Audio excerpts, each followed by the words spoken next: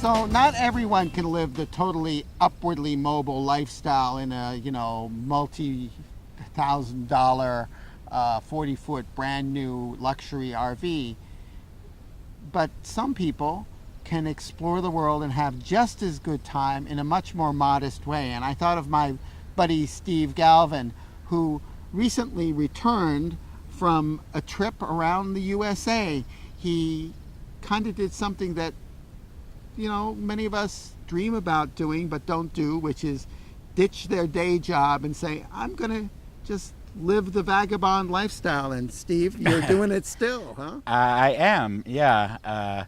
As you mentioned, when I did my tour, one of the things I learned about was that you can actually exchange work, and that there's a lot of jobs out there for people that want to live kind of a nomadic lifestyle. So once I came back, I decided to stay out on the road.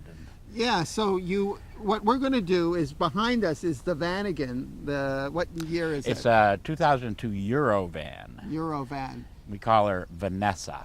VANessa. Okay. And so tell me about your trip. What did you do? When did you do it? And where did you go? I left the first week of August. From where? From Rockport. Okay. And my first destination was actually only 17 miles away.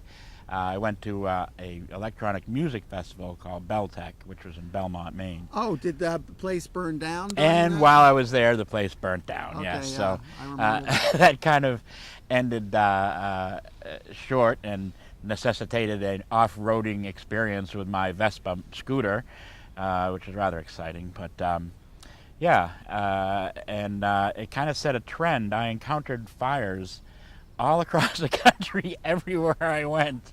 They still don't know who set the fire at Beltec. It's not me. No. Okay. I was eating burgers in Morrill. Really, I was. All right. So, but you did.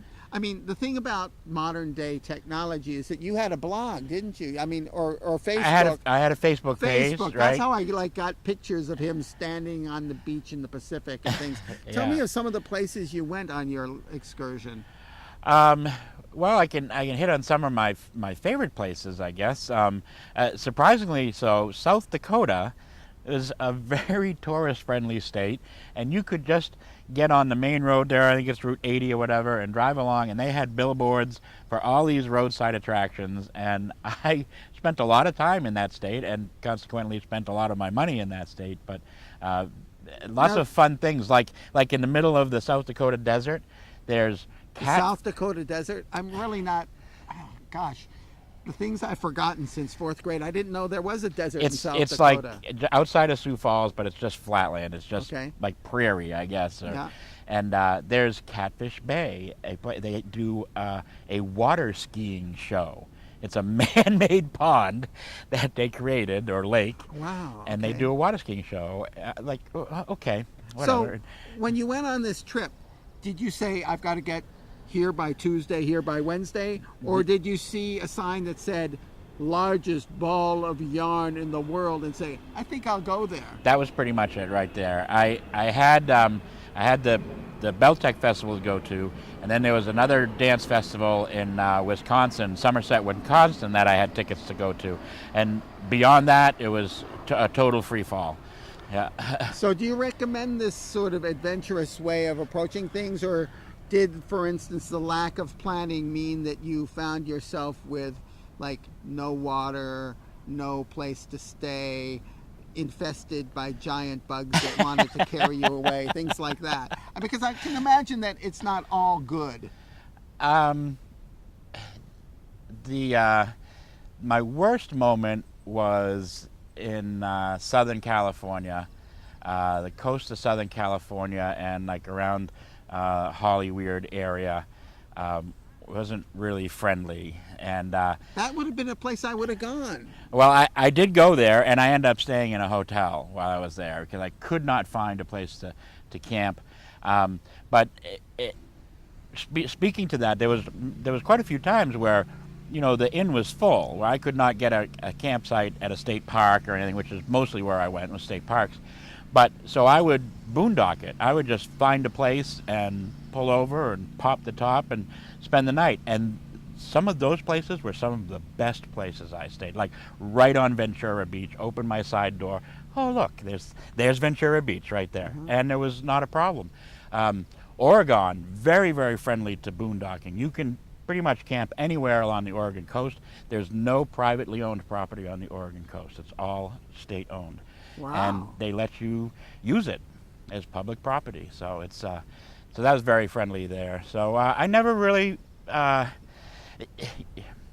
you would have to have the right personality, I guess. You know, if you're somebody that, you know, has to have plans and has to know where you're going and all this, doing it the way I did it was just not going to work for you. But for me, it was a lot of fun, and it allowed me the flexibility to say, oh, I'm going to spend 4 days here because I like it, or, this place is not really friendly. I'm going to move on down the road. So, you know, one of the things about that Steve and I have in common is we're both TV people and have been doing it for umpty-ump years.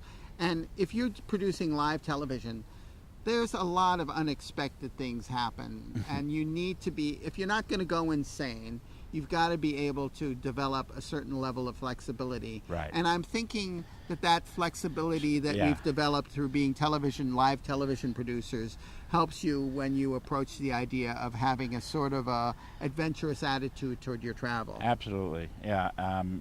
I was constantly having to kind of readjust my plan.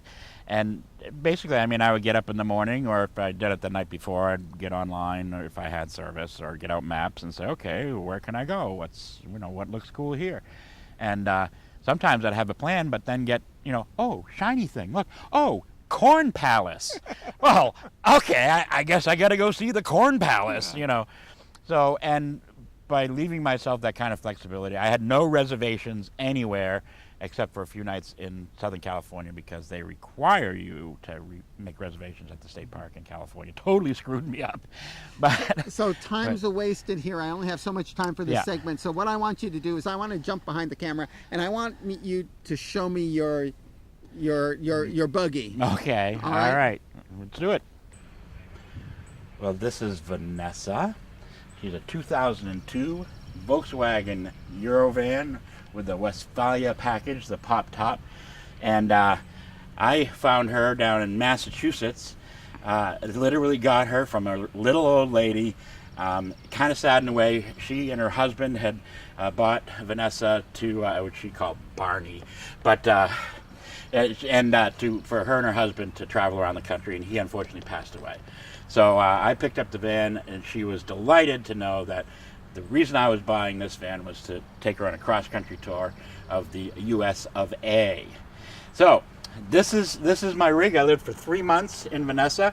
Let's take a little tour. I can show you a little bit like kind of what happens when I would roll into camp.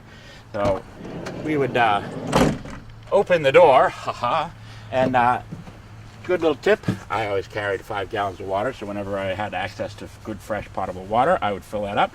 And that just rode in there, and that would be one of my first things out. And then we can pop the top. One of the reasons I chose going with the Volkswagen is the ability to pop that top. I have 8 foot of headroom in there. I can stand up and change my pantaloons. So it was one of the things just at my age in particular, I hate lying on the ground trying to wrestle in and out of clothes or whatever. So this gives you an ability to stand up and to take a pee in the middle of the night, perhaps. So my little bottle right here, and when traveling on the road, don't always have access to a shower, and I would use like baby wipes and some biodegradable soap and my water jug, and right here, and you could towel down and freshen up. It was all good. So I don't know if you want to climb on in there and take a look. See, this is it's a full-size bed, and there is a couch here that it folds up into a couch. I leave it in the sleep mode, and I had a friend of mine stitch up a mattress topper specifically for this. I threw this little cabinet together in Oregon. Originally there was a seat there, and it just wasn't working. This is a Dometic refrigerator. It's an actual refrigerator, not just a cooler. So that was life-changing to be able to keep food, sandwich meats, and things like that. I could actually have food, eggs, butter, things like that for while I was on the road. I could actually make breakfast. I carry a little 2-burner gas stove with me, and utensils and everything. That all stores underneath the bed. And this in the cabinet here, and I made a little slide-out table. So that's kind of handy. This, what appears to be a cooler, I actually use as my pantry for storing my dry goods. So, you know, I could have rice and canned goods, beans and veggies and stuff like that. So that's kind of nice. One modification I did do to her, which I really love, is I put a swivel on this seat.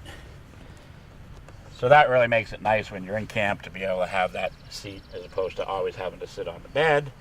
And again, Volkswagen, they make these specifically to do this job, so I don't have to, you know, insulate or anything. It's all done. There's screened-in windows up in the top. I have a screen that goes on the back hatch. You can open it up, and that's fully screened in. And a curtain that goes right around the inside of the windshield.